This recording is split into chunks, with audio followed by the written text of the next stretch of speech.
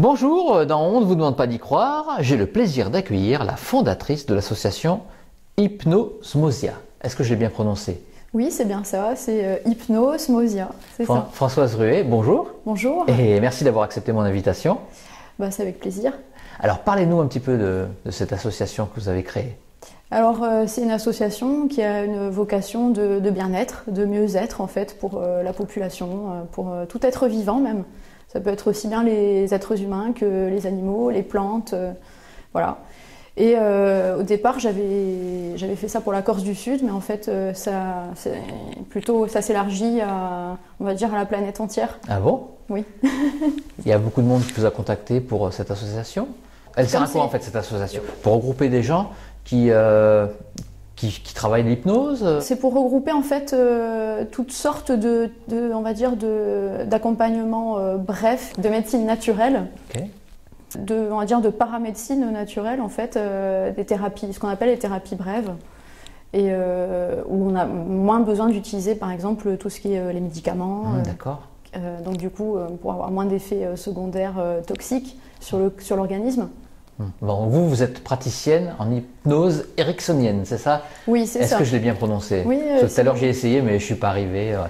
Alors c'est bien ça. Je suis praticienne en hypnose ericksonienne et d'autres thérapies aussi. Alors c'est uniquement dans le milieu médical? Alors non, c'est hors médical pour le coup. Oui, je suis infirmière à la base, mais donc j'exerce dans mon association en fait, dans le siège social, où je peux aussi exercer à domicile ou bien même à l'extérieur. Ah, à l'extérieur. Oui. C'est-à-dire quelqu'un vous appelle et vous dit voilà, j'ai besoin de me faire hypnotiser pour arrêter la cigarette, c'est ça? Alors ça peut être pour la cigarette, ça peut être aussi pour des phobies, par exemple la phobie de l'ascenseur. À un moment donné, la personne peut être amenée, pas tout de suite évidemment, puisque comme elle a peur de rentrer dans l'ascenseur, elle peut être amenée, je peux l'amener dans tous les ascenseurs de la ville par exemple, mais que quand elle sera prête. Ah bah oui. Voilà. Et justement, pour enlever la phobie de quelqu'un qui a la phobie des ascenseurs, oui. Qu'est-ce que vous lui induisez? Alors, en fait, je pratique plusieurs thérapies, en fait. Donc, bien sûr, il y a l'hypnose ericksonienne, mais il y a aussi la thérapie comportementale et cognitive. Ah, alors, expliquez-moi ça m'intéresse. Alors là, en fait, on travaille sur les pensées, les émotions, les cognitions, c'est pour ça qu'on l'appelle cognitif. D'accord.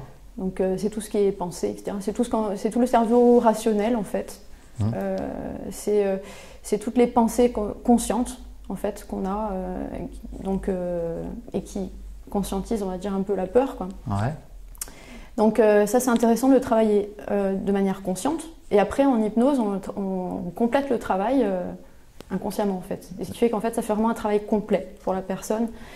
Et tout s'imbrique, tout s'harmonise, en fait. D'accord. Et il y a des grosses différences entre le conscient et l'inconscient? Sur des peurs, je dis. Oui, il y a sur des peurs. Ouais, sur une phobie. Est-ce qu'il y a une différence vraiment de comportement entre quand il est conscient et quand il est inconscient? En fait, on a tendance à séparer, on va dire, le conscient et l'inconscient. Ouais. Mais en fait, tout dans le cerveau, en fait, tout s'interconnecte, en fait. D'accord. En fait, en gros, on a le cerveau droit, le cerveau gauche en fait. Le cerveau droit, c'est tout ce qui est justement créatif, et c'est sur lequel on va agir au niveau de l'hypnose. Ça représente, on va dire, l'inconscient. Et c'est toute la zone de la mémoire, des apprentissages. Et l'autre côté, en fait, le cerveau gauche, c'est tout ce qui correspond à tout ce qui est rationnel, toutes les pensées, tout ce qui justement enquiquine souvent les gens dans les peurs notamment, et qui empêche le mouvement, quoi, en fait, hein, par exemple de rentrer dans l'ascenseur, ou bien par exemple pour un enfant d'aller à l'école, pour une phobie scolaire, enfin ça peut être ce genre de choses aussi. Et les peurs, elles peuvent être vraiment rationnelles, d'avoir peur de se faire écraser par une voiture. Si on enlève toutes ces peurs, là, les personnes elles vont traverser n'importe où, ça peut pas déraper. Tout à fait, effectivement. C'est vraiment, non, quand on parle de phobie, c'est vraiment, et quand on accompagne les gens pour des phobies, c'est vraiment des phobies, on va dire, qui occasionnent vraiment des grosses gênes. Ouais, les ascenseurs. Les ascenseurs, ça peut être l'avion aussi, quelqu'un qui a vraiment besoin de prendre l'avion. Ça marche, ça même pour le médical. Ça marche l'hypnose pour ceux qui ont peur en avion? Ah oui. Ouais. Ah oui, ça marche même plutôt bien. Mais c'est pas. Accompagné aussi de la thérapie comportementale et cognitive, entre autres aussi, c'est. Mais ça veut dire qu'à un moment, il faut l'emmener dans l'avion, quoi. Faut l'accompagner. Alors, on peut le faire justement en hypnose. Ah bon? Accompagner quelqu'un dans un avion en hypnose? À vivre de manière, on va dire... endormi, hypnotisé. Imaginaire, on va dire. J'aime bien dire imaginaire. Enfin, le test, est-ce que vous le faites en réel? Est-ce que vous faites monter dans un avion un vrai? Non, ça je l'ai pas encore fait. Puis non, on va dire qu'il vaut mieux éviter parce que là, ça peut au contraire... ça peut avoir l'effet inverse. Ah bon? La personne peut vraiment avoir des bouffées d'angoisse, etc. Si elle n'est pas préparée, en plus, non. Il y a vraiment des degrés de préparation au niveau conscient et après au niveau inconscient. On fait ça vraiment graduellement avec la personne. C'est vraiment personnalisé, du sur-mesure. Je fais une échelle. En TCC, c'est ce qu'on fait. On fait des échelles, comme des échelles d'anxiété. D'accord. Qu'on prépare avant, on écrit, avec etc. Des questions, c'est ça? Oui, voilà. Avec des questions et puis avec des dessins, des schémas. Voilà, on réfléchit à des situations, on va dire, de la moins stressante pour la personne à la plus stressante. Voilà. Et est-ce que vous avez des retours après des arrêts ou non de ces phobies? Est-ce que les personnes, elles viennent vous voir après et elles disent j'ai pris l'avion, j'ai plus peur des mouches, j'ai plus peur de croiser des gens? Est-ce que vous avez les retours après? Oui, et puis plutôt des bons retours. Ouais. Et par exemple, pour deux adolescents qui n'allaient plus du tout à l'école. Peur de l'école, c'est ça? Non, il y avait d'autres. C'était même pas la peur de l'école, c'était des phobies qui entraînaient le fait de ne plus aller à l'école, en fait. Ah ouais. Enfin, qui avaient comme conséquence justement fâcheuse. Fâcheuse, oui. Et du coup, de ne pas pouvoir aller. Ça devait être compliqué pour eux. Tout le monde devait se demander s'ils ne faisaient pas exprès. Parfois, malheureusement, effectivement, il y a des jugements comme ça, et d'où l'intérêt de vraiment en accompagnement comme ça, de ne pas en avoir.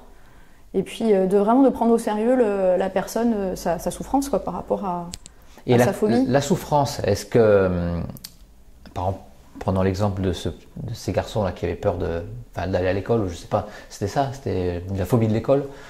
En conscience, ils se disent oui, j'arrive pas parce que je peux pas, parce que je sais pas moi, j'ai peur des tableaux, j'ai peur des autres élèves, c'est ça?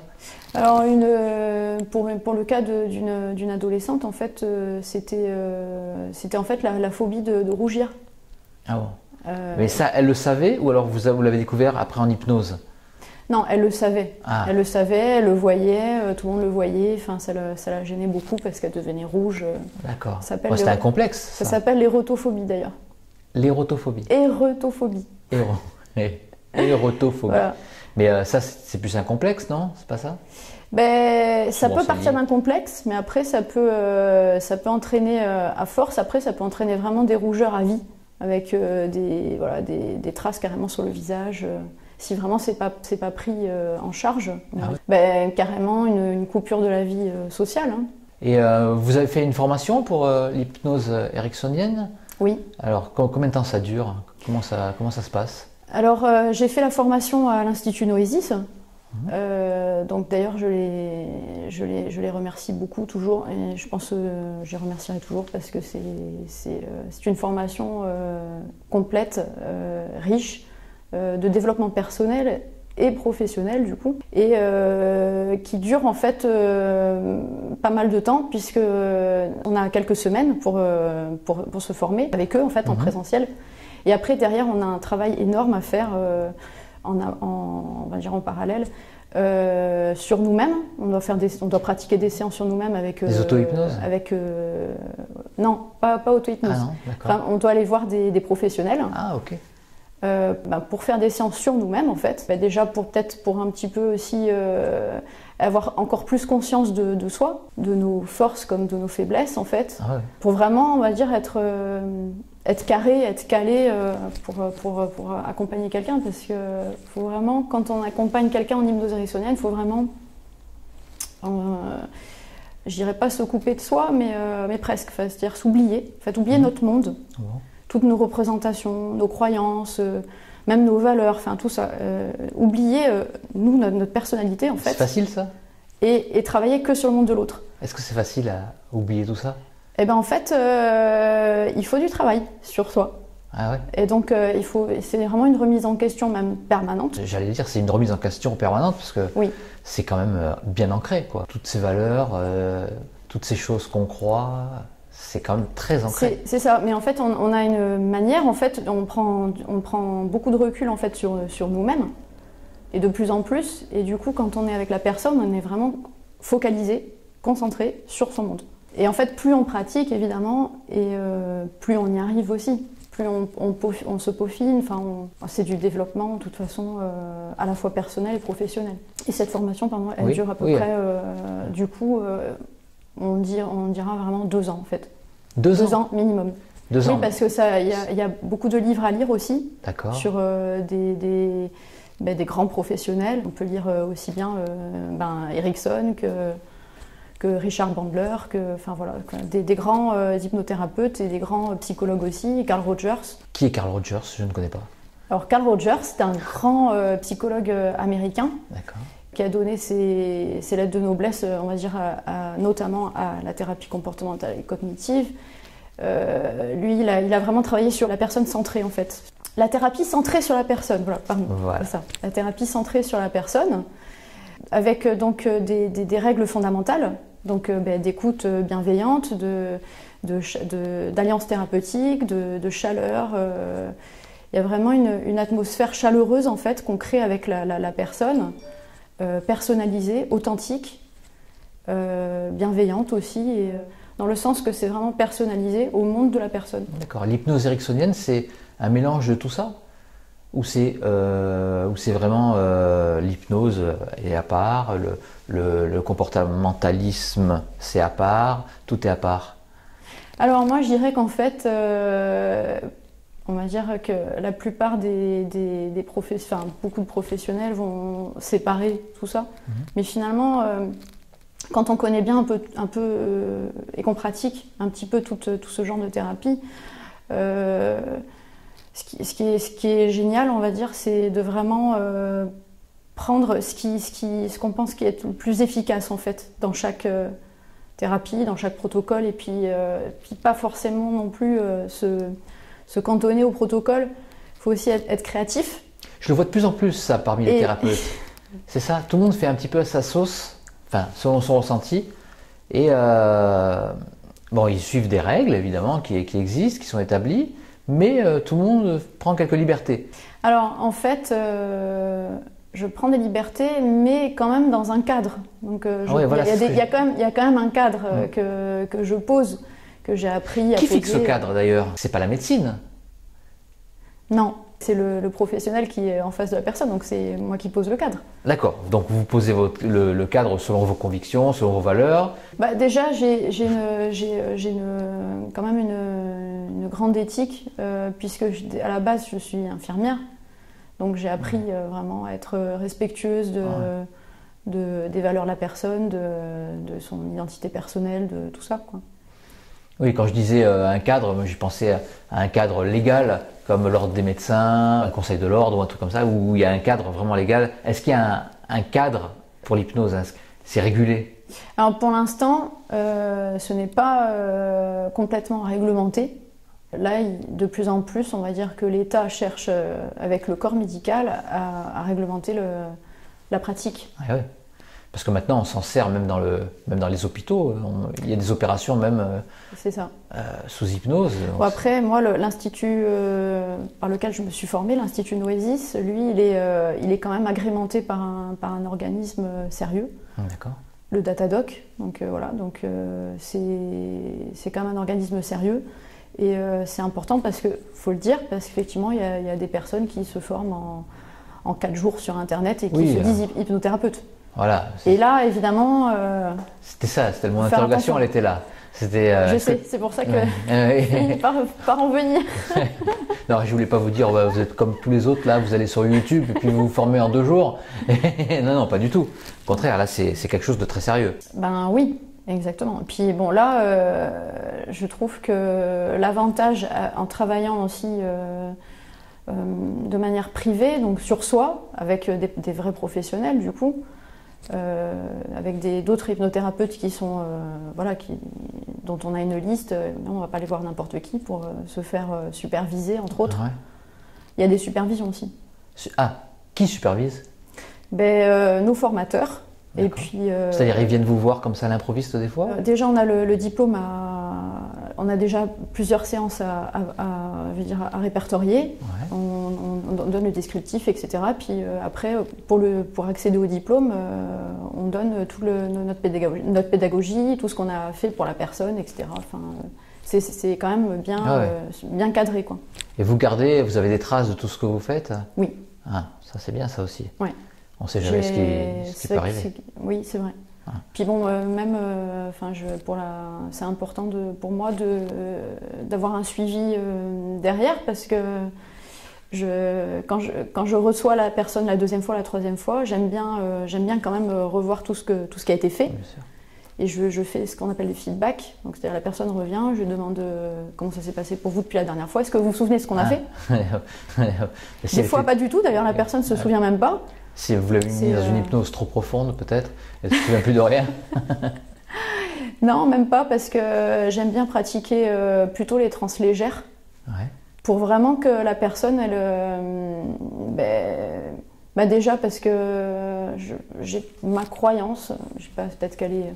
Voilà, après je suis ouvert à d'autres croyances aussi, mais ma croyance c'est que plus la transe est légère, ou légère à moyenne, et plus la personne, elle est, on va dire qu'elle a une conscience accrue, encore plus on va dire extra amplifiée en fait de ce qui se passe, en elle, et dans son voyage intérieur en fait, et ça je trouve que c'est encore plus intéressant, parce que comme je vous le disais, on dit le conscient, l'inconscient, mais en fait tout ce que s'interconnecte. Dans mon association Hypnosmosia, il y a aussi la rubrique recherche en neurosciences. Ah, c'est intéressant ça aussi. Notamment la neuroscience cognitive, tout ça. Déjà Erickson, avec d'autres professionnels, avait repéré en fait des analogies entre l'hypnose ericksonienne et tout ce qui est la synaptogénèse, ce genre de choses. Donc c'est-à-dire c'est des formations en fait de neurones en fait qui se créent pendant la séance d'hypnose en fait.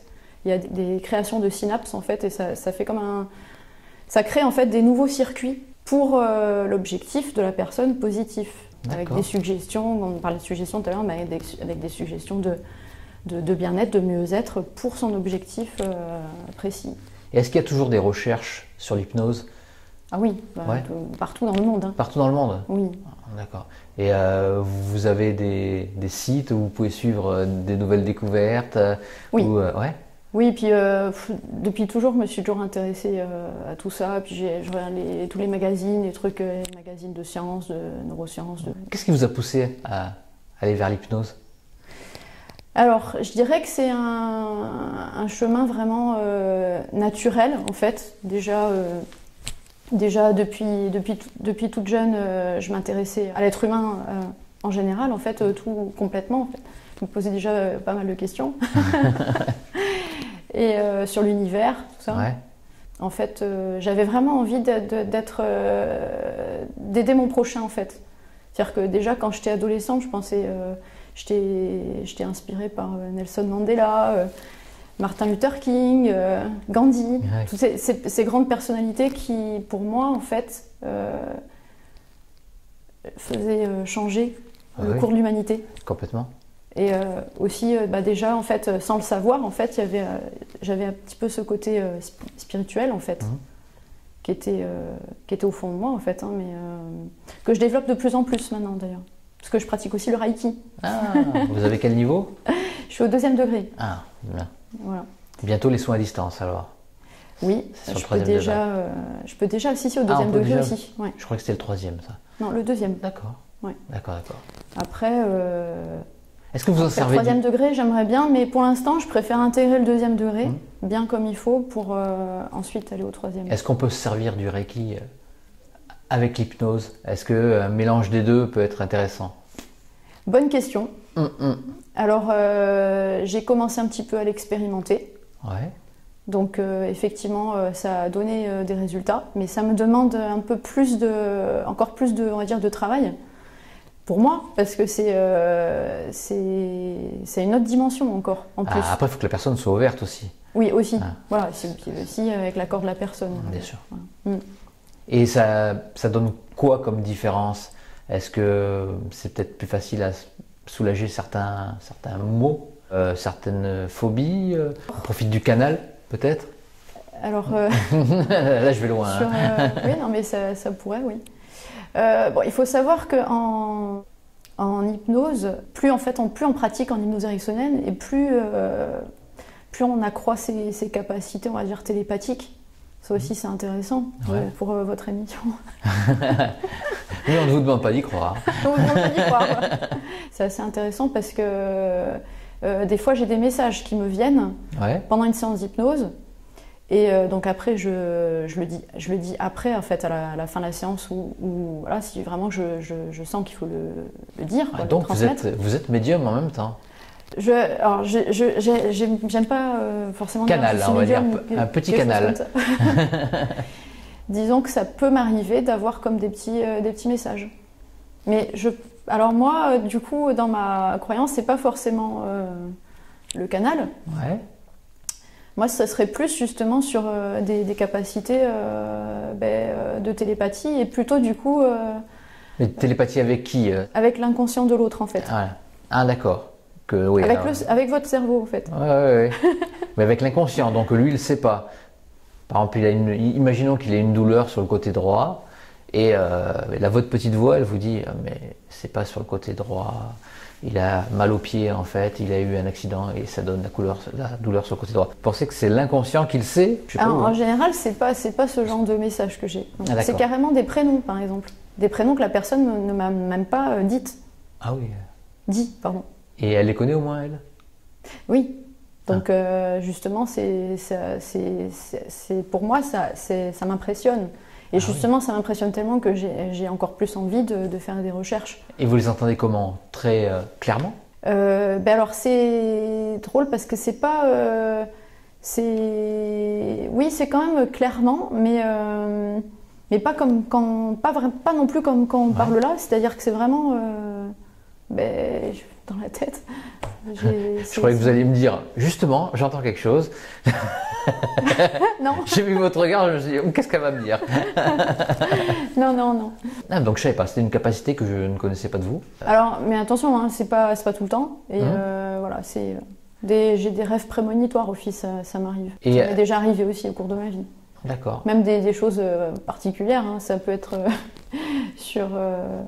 La dernière fois, c'était sur le chanteur Prince. Je savais qu'il était mort, en fait, plusieurs heures avant l'annonce. Ah ouais. Vous êtes connecté avec Prince? Je sais pas, peut-être. Pourtant, j'ai pas écouté tout le temps Prince, mais voilà. Faudra peut-être essayer de faire une canalisation avec Prince. Pourquoi pas? On sait jamais, en écriture automatique, pourquoi pas? Pourquoi pas, ça m'intéresserait. Hein. Ouais. Est-ce que vous avez essayé d'autres formes de soins? Bon, le Reiki, l'hypnose, après il y en a d'autres.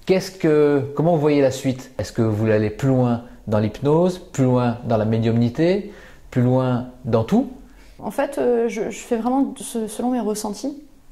Donc, et puis des fois, même si j'ai des grands projets et que j'ai envie de décrocher la Lune, avant de décrocher la Lune, je regarde un peu d'abord toutes les étoiles, les constellations, et puis voilà, je fais petit à petit. Ouais.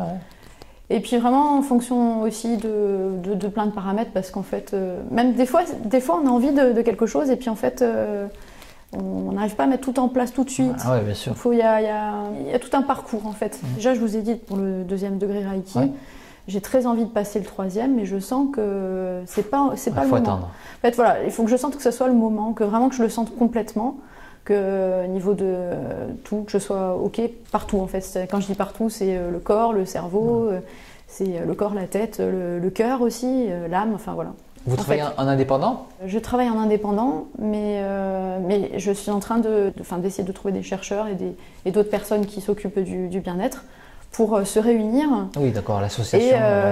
Et faire un petit peu comme l'école Palo Alto en Californie, et voilà, pour faire aussi des recherches sur un accompagnement encore plus, on va dire, plus efficace pour la personne. Parce que bon, l'hypnose, c'est beaucoup la tête, on va dire. Ouais. Enfin, il n'y a pas que la tête, hein, mais c'est vrai que c'est beaucoup avec le cerveau. Le Reiki, c'est un tout, c'est beaucoup l'âme, quoi, en fait. Ça réunit le corps, l'âme, tout ça, etc. C'est les énergies. C'est très très fort aussi. La TCC, bon, je vous ai dit, c'est vraiment le côté rationnel. Après, j'aimerais approfondir mes connaissances peut-être en naturopathie. J'ai des bases en diététique, mais j'ai une formation en diététique, mais j'aimerais peut-être un peu plus connaître en fait toutes les plantes médicinales, tout ça, etc. Je trouve que c'est intéressant aussi. Pour être plus terre à terre, on va dire. Bon, terre à terre, c'est pas pour tout le monde. Hein. Vous vouliez me montrer un livre? Oui, c'est les idées reçues de l'hypnose. C'est écrit par ma formatrice, Nathalie Roudil-Paolucci. Ok. Donc c'est intéressant pour les gens qui ont du mal à croire encore à l'hypnose thérapeutique. Enfin, je veux dire, à croire les bienfaits, les conséquences et tout, etc. sur le corps entier. Donc les idées reçues sur l'hypnose, c'est pour les démonter? C'est pour apporter des éclaircissements, on va dire. Après, c'est pas forcément pour les démonter, mais c'est pour apporter des éclaircissements, des explications, des phénomènes que les gens ne savent pas forcément. Quoi, par exemple? Par exemple, sur le fait que beaucoup de gens pensent qu'on va être complètement endormi ou qu'on va leur faire n'importe quoi, des choses comme ça. Ça, c'est l'hypnose spectacle qui fait qu'on a ces croyances aussi. Oui. Où on a l'impression que la personne, elle pourrait se mettre toute nue et aller faire un tour en ville, ou aller prendre un pistolet et se tirer une balle, quoi. Comme on vous l'a déjà dit dans une autre interview, non, les valeurs sont respectées et du coup la personne ne va pas faire n'importe quoi, on va dire. Ça se met en danger, quoi, je veux dire. J'espère bien. L'interview s'achève, c'était super intéressant et je trouve que c'est un bon complément aussi à l'interview que j'avais faite de Brice Guillon. Donc je pense qu'il faut écouter les deux, la vôtre et celle de Brice Guillon. D'accord. Et j'espère que je viendrai moi aussi faire une petite séance d'hypnose. Je sais pas pourquoi, parce que j'ai pas de phobie. Ah oui, les mantes religieuses, ouais. Et je leur ferai pas de mal en plus. D'accord, mais après, il n'y a pas que les phobies, hein. Il y a tout un tas de choses. Ça peut être aussi un projet positif, ça peut être un projet sportif, professionnel, enfin, ça peut être quelque chose, ça peut être un objectif aussi, améliorer des capacités. On peut devenir super-héros. J'en avais parlé à Brice Guillon aussi, justement. Écoutez, on peut développer plus de capacités dans ce sens, oui. Bon, d'accord. Écoutez, merci beaucoup et j'espère à une prochaine fois. D'accord. Merci Françoise. Merci, à vous.